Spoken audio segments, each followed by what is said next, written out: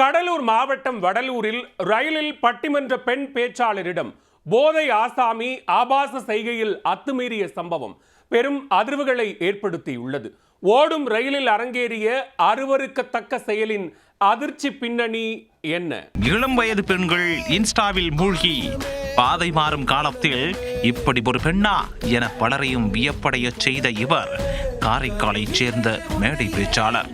என்று எல்லாம் வல்ல தாயவளை வணங்கி ஒழுக்கத்தை ஒன்றாக்கி உயிர்மை எழுத்திட்டு இயலிசை நாடகம் அமைத்து வேதங்கள் 4 என படைத்து நிலத்தை 5 ஆக்கி சுவையை 6 ஆக்கி இசையை 7 ஆக்கி 8 தொகை பாடி நவக்கோல் காட்டி நவரசம் பூட்டி 10 பாட்டு பாடி படுகிற திருமுறைகள் ஏற்றி 17 கீழ்கணக்கு கொடுத்த இன்னா 40 இணைவை 40 40 பாலுமூலம் சமூகத்தை சீர்திருத்தி 64 கலைகள் வளர்த்து 133 அதிகாரத்தின் மூலம் உலகத்தை ஆளலாம் என வள்ளுவத்தை கொடுத்து 1350 குரட்பாக்களை கொடுத்து 4000 திவ்ய பிரபந்தங்களை கொடுத்து 10,000 கவிதைகள் முத்தாக அள்ளித்தந்த சத்தான கம்பெனிக்கு ஈடு இன்னும் வித்தாகவில்லை என பாடி என்ற முத்தான தமிழுக்கு என்பதில் வணக்கத்தை தெரிவித்துக் கொண்டு இப்படி முத்தான தமிழ் வார்த்தைகளால் மேடைகளில் பேசி பிரபலமான பெண் ரயில் பயணத்தின் போது சந்தித்த அருவருக்கத்தக்க சம்பவம் தற்போது பூதாகரமாக வெடித்துள்ளது. பாருங்க, ட்ரெயினில் வந்துட்டு இருந்தேன், அவங்க உட்காந்துருந்தேன், ப்ரோக்ராம் பட்டிமன்றம் போயிட்டு இருக்கேன், அங்கே உட்காந்துருந்தேன். அதனால இங்கே உட்காந்துருந்தவர் அங்கே வந்து உட்காந்துட்டு பார்த்து ஒரு மாதிரி தப்பாக பண்ணிட்டு பேண்ட் ஜிப்பு ஓப்பன் பண்ணுறாரு. இப்போ அந்த சாரை கூப்பிட்டு தான் இவங்கள்ட்ட தான் வந்து கம்ப்ளைண்ட் பண்ணியிருக்கேன். ரயிலில் பயணித்த பட்டிமன்ற பெண் பேச்சாளர் முன் பேண்ட் ஜிப்பை கழற்றி ஆபாச செய்கையில் ஈடுபட்டுள்ளார் போதை ஆசாமி ஒருவர். அவசரகால சங்கிலியை இழுத்து ரயிலை நிறுத்திய பெண் போதை ஆசாமியை பிடித்து போலீசாரிடம் ஒப்படைத்த நிலையில் அவர் மீது எடுக்கப்பட்ட நடவடிக்கை என்ன?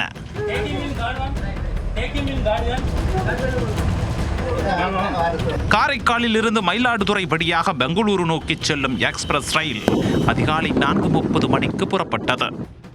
பட்டிமன்றத்தில் பங்கேற்பதற்காக சென்ற பெண் பேச்சாளர் அந்த ரயிலின் அன்ரிசர்வேஷன் கோச்சில் பயணம் செய்துள்ளார். காலை 10 மணிக்கு ரயிலானது கடலூர் மாவட்டம் வடலூருக்கு சென்றடைந்தது. அப்போது ரயிலில் ஏறிய போதை ஆசாமி செல்வராஜ் பெண்ணின் இருக்கைக்கு எதிரே அமர்ந்துள்ளார். பின்னர் ரயில் புறப்பட்டதில் இருந்து பெண்ணை வக்கர புத்தியோடு உற்று நோக்கி பார்த்தவர் பெண்ணை முகம் சுழிக்க வைத்துள்ளார். சிறிது நேரத்தில் செல்வராஜ் அருவருக்கத்தக்க செயல்களிலும் ஈடுபட்டு அத்துமீறலில் ஈடுபட்டுள்ளார். ஒரு கட்டத்தில் பெண்ணின் முன் பேண்ட் ஜிப்பை கழற்றிய செல்வராஜ் ஆபாச செய்கையிலும் ஈடுபட்டுள்ளார். இதனால் அதிர்ச்சி அடைந்த பெண் அபாய சங்கிலியை பிடித்து இழுத்து ரயிலை நிறுத்தி உள்ளார். அப்போது பெண்ணின் பின்பக்க இருக்கையில் அமர்ந்திருந்த பெரம்பூரைச் சேர்ந்த சப் இன்ஸ்பெக்டர் சாமிநாதன் போதை ஆசாமியை தட்டி கேட்டுள்ளார்.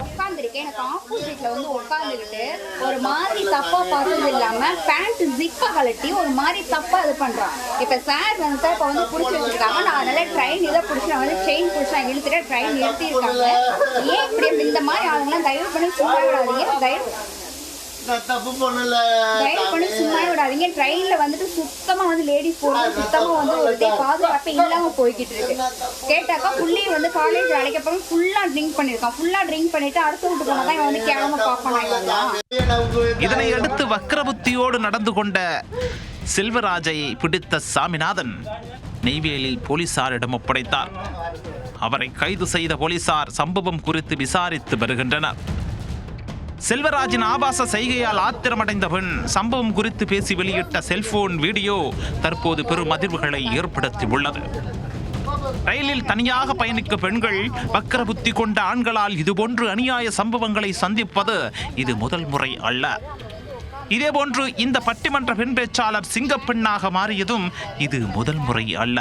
இங்கே 2 பசங்க பார்த்தீங்கன்னா உட்காந்து ட்ரிங்க் பண்ணிட்டு அந்த பாருங்க ஃபுல்லாக எல்லாம் ட்ரிங்க் பண்ணிட்டு இறங்க சொன்னதுக்கும் இறங்க மாட்டேன்ட்டாங்க. அப்புறம் இங்கே ஒர்க் பண்ணுறவங்க ரயில்வேல ஒர்க் பண்ணுறவங்க வந்து இறங்க சொன்னதுக்கும் இல்லை சார் நாங்கள் நாகூரில் தான் இறங்குறோம், இறங்கிப்போன்னு சொல்லிட்டு ரொம்ப விடாவே இறங்காமலே இருந்தாங்க. அப்புறம் என்னடான்னு சொல்லிட்டு செக் பண்ணி பார்த்தா அவங்களுடைய 2 பேக் ஃபுல்லாக 2 ட்ராவல் பேக் ஃபுல்லாக பார்த்தீங்கன்னா ஃபுல் அண்ட் ஃபுல் சரக்கு எப்படி ஒரு 10,000 ஒர்க் இருக்கும்னு நினைக்கிறேன். அதாவது இடையில இப்போ காரில் பஸ்ஸில் அதுலன்னு போனால் இடையில வாங்கி ஒரு செக் போஸ்ட்டில் செக் பண்ணி எடுத்துருவாங்கிறது அது மாதிரி ட்ரெயினில் கொண்டு போகிறாங்க. அவங்களும் ஃபுல்லாக பார்த்தீங்கன்னா ஃபுல்லாக ட்ரிங்க் பண்ணியிருக்காங்க. இப்போ காரைக்காலில் ரொம்ப கம்மியான பேர் தான் ஏறுவாங்க. அப்போ இது மாதிரி லேடிஸ் கம்பார்ட்மெண்ட்லேயும் இந்த மாதிரி உட்காந்துக்கிட்டு அவங்கள்ட்டையும் பிரச்சனை பண்ணாக்கா லேடிஸ் வந்து போகிறதுக்கு கொள்றதுக்கு ரொம்ப வந்து சிரமமாக இருக்கும். மற்ற பேசஞ்சர்ஸ்க்கும் இந்த மாதிரி ட்ரிங்க் பண்ணிட்டு இப்பெல்லாம் எடுத்துகிட்டு போனாக்கா அதுவும் அவங்களுக்கு கொஞ்சம் தான் இருக்கும். சொல்லி ஒரு லேடிஸ்க்கு ஒரு சேஃபாக எங்களுக்கு வந்துட்டு ஒரு பயம் இல்லாத ஒரு ட்ராவல் பண்ணுறதுக்கு இதுக்கு ஏதாச்சும் ஒரு ஸ்டெப். காரைக்காலில் இருந்து ரயில் மூலம் தமிழகத்திற்கு மதுபாட்டில்கள் கடத்தப்பட்டதை ஏற்கனவே இதே பட்டிமன்ற பெண் பேச்சாளர் தான் வீடியோ ஆதாரத்துடன் வெளியிட்டார். பட்டிமன்ற நிகழ்ச்சியில் பங்கேற்பதற்காக காரைக்காலில் இருந்து திருப்பூருக்கு எர்ணாகுளம் ரயிலில் கடந்த 10ஆம் தேதி பயணித்துள்ளார். அப்போது ஓடும் ரயிலில் 2 இளைஞர்கள் மது குடித்துக் கொண்டே வந்ததாகவும் அவர்களிடமிருந்து டிராவல் பேக்கில் நிறைய மது பாட்டில்கள் இருந்ததாகவும் ஆதாரங்களுடன் அவர் வீடியோ வெளியிட்டுள்ளார். ரயில் போலீசாரின் கண்ணில் தென்படாத குற்றச்சம்பவம் பெண் பயணியின் பார்வையில் தென்பட அது அதிகாரிகளுக்கு அதிர்ச்சி கொடுத்தது. இந்த நிலையில் போலீசார் நடத்திய விசாரணையில் ரயில் மூலம் புதுச்சேரி மாநில மதுபாட்டில்களை கடத்திய பாரதி ராஜா, தங்கப்பாண்டி ஆகிய இருவரை கைது செய்தனர். அவர்களிடமிருந்து 50 லிட்டர் புதுச்சேரி சாராயம் மற்றும் 150 லிட்டர் மதுபானங்கள் பறிமுதல் செய்யப்பட்டன. காரைக்காலைச் சேர்ந்த பட்டிமன்ற பேச்சாளரின் வீடியோ இணையத்தில் பரவி மதுபாட்டில் கடத்தல்காரர்களை சிக்க வைத்த நிலையில் தற்போது பெண்களுக்கு நேர்ந்து வரும் அருவருக்கத்தக்க செயல்களும் வெட்ட வெளிச்சமாகி உள்ளன. சிங்கப்பெண் அது இது இந்த மாதிரி வந்து சொல்லுவாங்க. நான் வந்து அந்த ஒரு எந்த ஒரு இன்டென்ஷன்லயும் வந்து இது வந்து பண்ண கிடையாது. அதாவது நான் வந்து ஒரு மேடை பேச்சாளர். அதாவது நம்ம மேடையிலேயே வந்துட்டு இப்படி இருக்கணும் அப்படி இருக்கணும், பெண்கள்லாம் இன்னைக்கு வந்து சாதிக்கிறோம் அது இதுன்னு சொல்லிட்டு எவ்வளவோ பேசுறோம். ஆனா ஊருக்கு தான் உபதேசம்ன்ற மாதிரி இருக்கக்கூடாது. நானும் வந்து ஒரு காலத்துல இதெல்லாம் வந்து கடந்து போயிருக்கேன் சார். இந்த மாதிரி எல்லாம் பண்றவங்க எல்லாம் பார்த்து நமக்கு ஏன் பிரச்சனைன்னு ஒதுங்கி போயிருக்கேன். பட் வந்துட்டு ஒரு இதுக்கு மேல எல்லாத்தையுமே நம்மளால ஒதுங்கி போக முடியல இல்ல இந்த மாதிரி. ஏன்னா நாங்க அடுத்தடுத்து இதே பிரச்சனைகள் நாங்க வந்து சந்திக்கிறோம். பட்டிமன்ற பேச்சாளர், பெண் பேச்சாளர், அது நாங்கெல்லாம் முடிச்சுட்டு நைட்ல தான் டிராவல் பண்றோம். அப்ப பஸ்ல எல்லாம் இந்த மாதிரி எங்களுக்கு வந்து இந்த மாதிரி சீண்டல் எல்லாம் இருக்கும். நாங்களே அந்த டயர்ட்ல அலுப்புல தூக்கம் இல்லாம அலைவோம் சார். 10 மணி நேரம் 12 மணி நேரம் டிராவல்ல அலைவோம். அப்ப அந்த பஸ்ல கொஞ்ச நேரம் அசந்து தூங்கினாலும் சைட்ல இருந்து கையை விடுவாங்க, சீட்ல பின்னாடில இருந்து கையை விடுவாங்க.